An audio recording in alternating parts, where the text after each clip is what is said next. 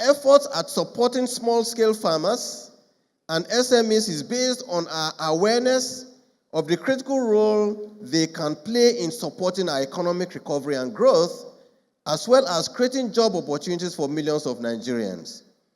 So far, the CBN has, through its MSME fund, disbursed over 100 billion naira to MSME sector, but we still feel a lot can be done. Under the auspices of the Bankers Committee, the CBN, the sum of 60 billion naira has so far been set aside under the Agric and SMEs program to fund micro, small, and medium enterprise businesses in the agriculture and manufacturing sectors of our economy. The CBN recognizes that the greatest challenge confronting MSMEs and local farmers is access to credit, and that to unlock the growth potentials of our country, these groups must access funding seamlessly.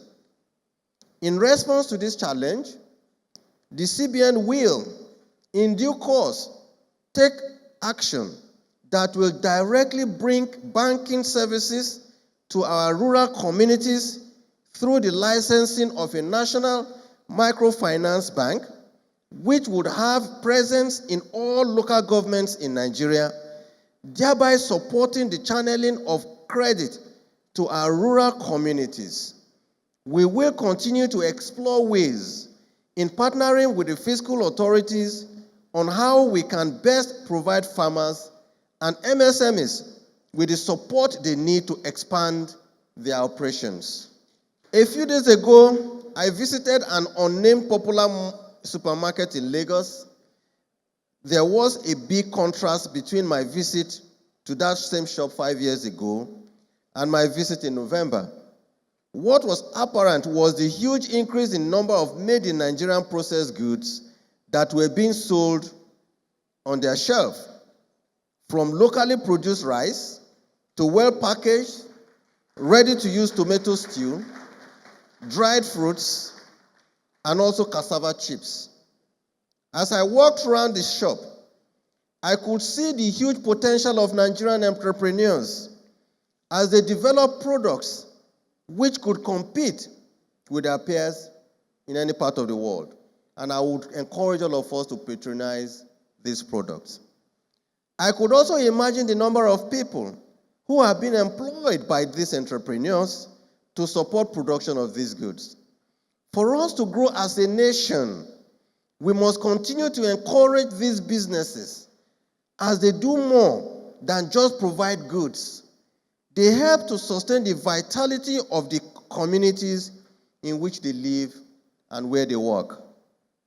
On financial inclusion, cognizant of the fact that close to 40% of adult Nigerians do not have access to financial services, the bank implemented a series of steps that will help drive our efforts aimed at building a more financially inclusive society.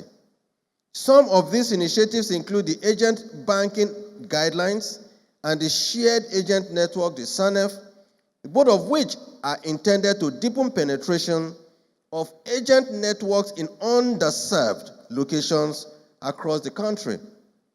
The recent launch of the policy on payment service banks in October 2018 is an additional step aimed at leveraging on the distribution network of non-bank entities such as fast-moving consumer goods companies, the fintechs, and mobile network operators in providing financial services to underserved communities. With these schemes in place, we believe that over the next 2 years, over 80% of Nigerians will have access to financial services.